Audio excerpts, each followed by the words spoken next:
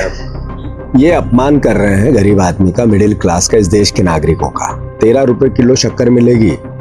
बस काम इतना करना, बीजेपी को के बटन पर, कमल के फूल पर वोट डाल। 35 रुपए पेट्रोल मिलेगा, डीजल मिलेगा। नमस्कार, मैं हूं आभास और देशबंधु डिजिटल के एमपी न्यूज़ बुलेटिन में आप सभी का स्वागत है। जबलपुर में केंद्रीय रक्षा मंत्री राजनाथ सिंह और प्रदेश के मुख्यमंत्री डॉक्टर मोहन यादव ने व्हीकल फैक्ट्री जबलपुर में भारतीय सेना के मुख्य युद्धक टैंकों के कायाकल्प के लिए 472 करोड़ की लागत से बनने वाले T series tank overhauling plant का भव्य भूमि पूजन और शिलान्यास किया।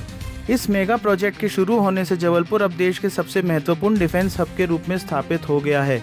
भारतीय सेना के भीष्म टैंक यानी T-90 और अजय टैंक यानी T-72 टैंक वर्तमान में देश की सीमाओं की सुरक्षा की रीढ़ हैं।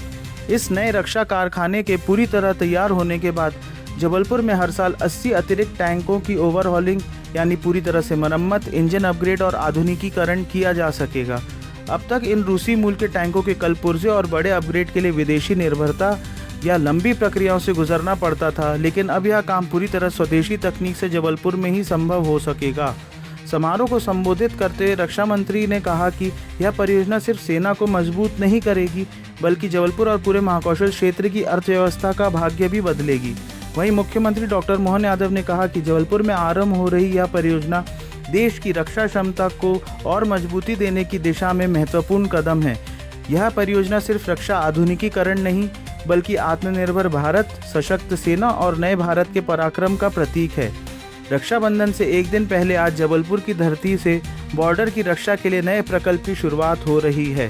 टी सीरीज टैंक के ओवरऑल प्रोजेक्ट के माध्यम से भारतीय सेना नए दौर में प्रवेश कर रही है। जबलपुर की आर्म्ड फैक्ट्री ने अपने काम के बल पर देश भर में विशेष पहचान बनाई है। भविष्य वाली चुनौतियों के चलते सेना को मजबूत बनाने के लिए प्रदेश स्थित अलग अलग फैक्ट्रियों से उत्पाद तैयार किए जा रहे हैं। इस हाईटेक सैन्य असेंबली और वर्कशॉप प्लांट के संचालन के लिए सैकड़ों कुशल इंजीनियर और श्रमिकों की सीधी आवश्यकता होगी।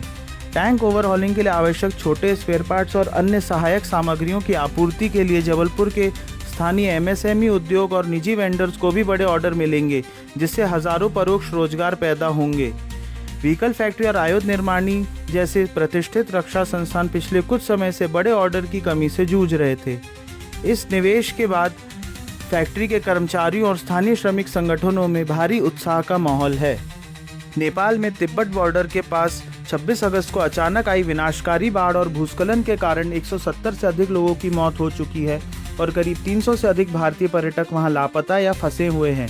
मध्य प्रदेश के मुख्यमंत्री डॉक्टर मोहन यादव के निर्देश पर राज्य सरकार ने नेपाल में आई भीषण बाढ़ और प्राकृतिक आपदा के कारण वहां फंसे मध्य प्रदेश के नागरिकों की सुरक्षा के और त्वरित सहायता के लिए नई दिल्ली स्थित मध्य प्रदेश भवन में एक विशेष कंट्रोल रूम स्थापित किया है। अपनों की जानकारी और मदद के लिए मध्य प्रदेश सरकार ने आपातकालीन संपर्क सूत्र भी जारी किए हैं।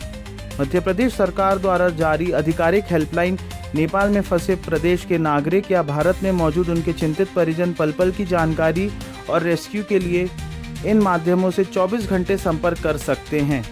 नई दिल्ली में बना यह कंट्रोल रूम काठमांडू स्थित भारतीय दूतावास और नेपाल सरकार की स्थानीय राहत एजेंसियों के साथ लगातार संपर्क में है।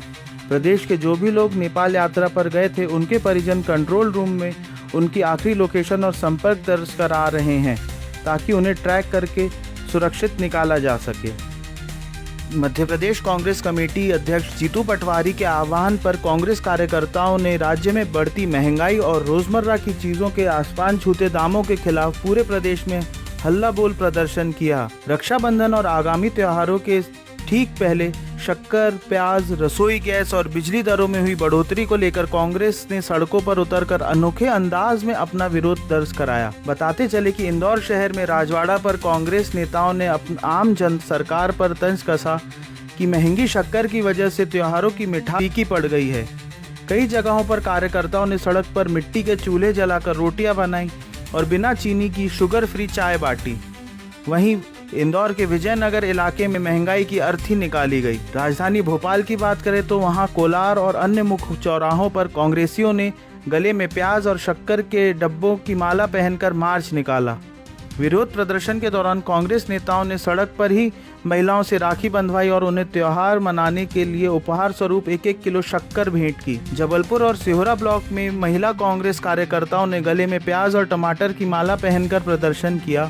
उन्होंने आम राहगीरों और जनता को चुटकी भर शक्कर, प्याज और टमाटर बांटकर बढ़ती कीमतों की ओर ध्यान आकर्षित किया। सागर में कांग्रेस कार्यकर्ताओं ने सड़कों पर, चाय की दुकानों पर जाकर जनता से संवाद किया और भाजपा के खिलाफ नारे लगाए।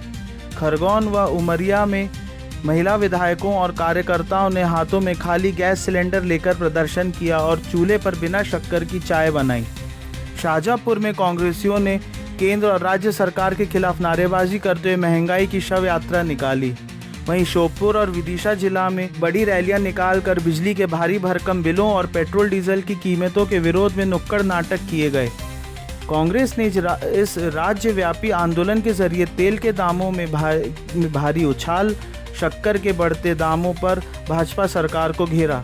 वहीं हाल ही में भाजपा सरकार के वरिष्ठ मंत्री कैलाश विजयवर्गीय द्वारा मीडिया में दिए गए उस बयान का पुरजोर विरोध किया गया, जिसमें उन्होंने कथित तौर पर कहा था कि शक्कर बहुत महंगी हो जानी चाहिए ताकि लोग कम खाएं। कांग्रेस ने आरोप लगाया कि 32% इथेनॉल मिलाए जाने के कारण वाहनों का माइलेज घट रहा है और जनता की जेब कट रही है। वहीं घरेलू गैस सिलेंडर की बढ़ती कीमतों और भारी बिजली बिलों को तुरंत कम करने की मांग भी की गई। सिंहस्थ 2028 से पहले कनेक्टिविटी सुधारने के लिए 745 करोड़ की लागत से 37 किलोमीटर लंबे इंदौर देपालपुर 4 लेन मार्ग के निर्माण को अंतिम मंजूरी मिल गई है। वर्तमान में इंदौर से देपालपुर मार्ग 2 लेन होने के कारण आए दिन भीषण ट्रैफिक जाम का शिकार रहता है।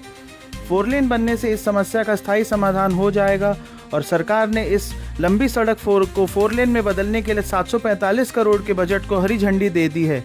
यह मार्ग इंदौर हवाई अड्डे से शुरू होकर देपालपुर, इंगोरिया होते हुए उज्जैन और बदनावर मार्ग को जोड़ेगा।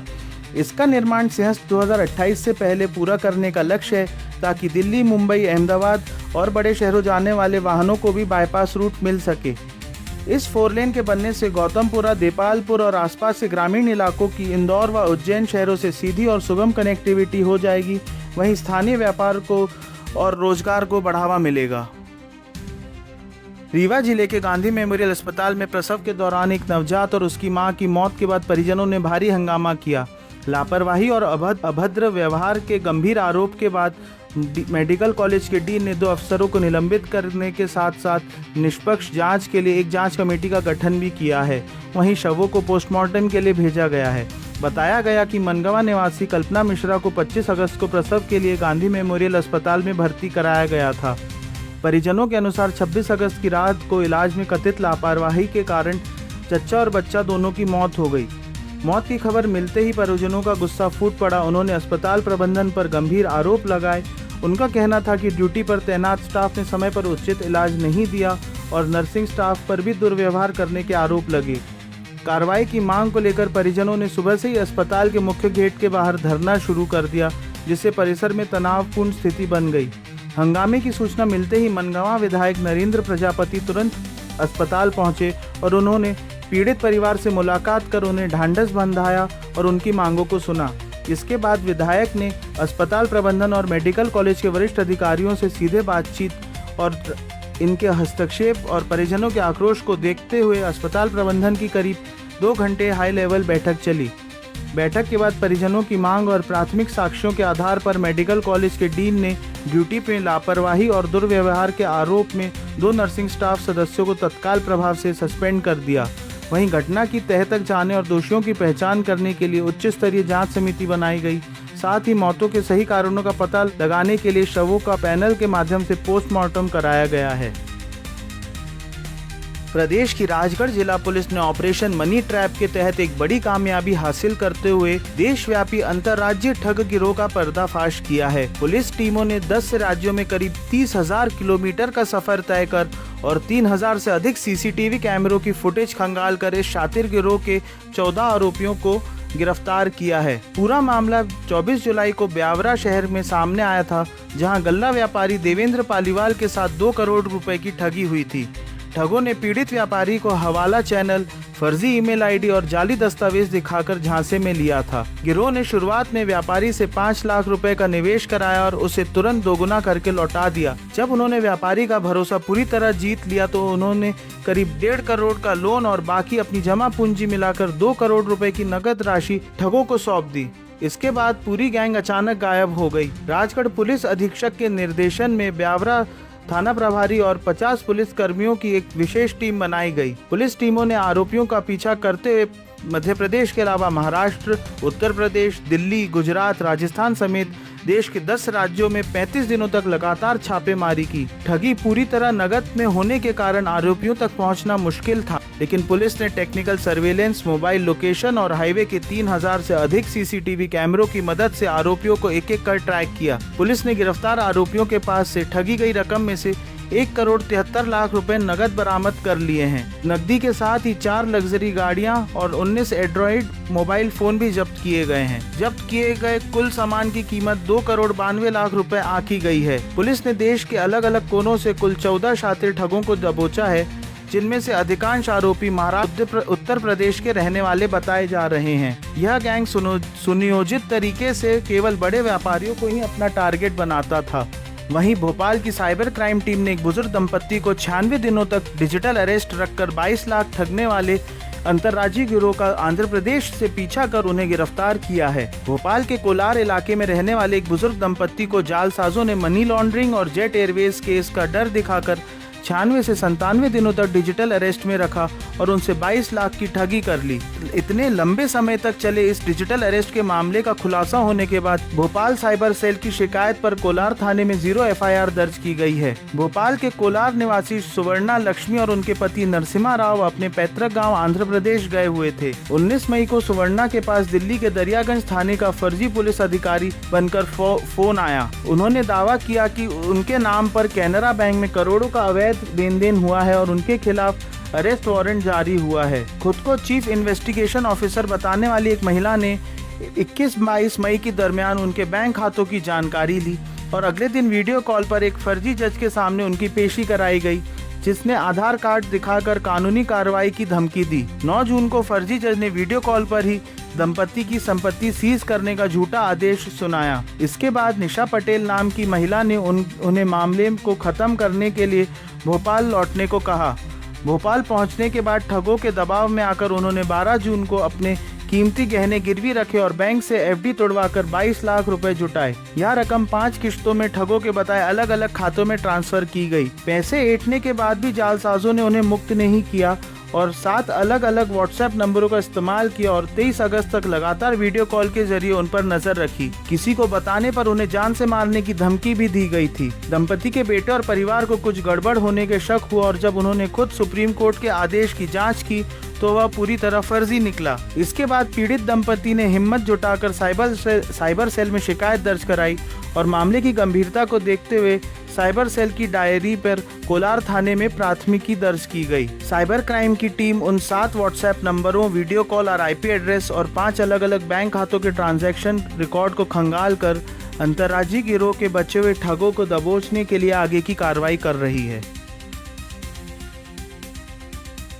भोपाल प्रशासन ने सुप्रीम कोर्ट के सख्त आदेश के बाद रहवासी इलाकों में चल रही अवैध व्यावसायिक गतिविधियों के खिलाफ व्यापक अभियान छेड़ दिया है।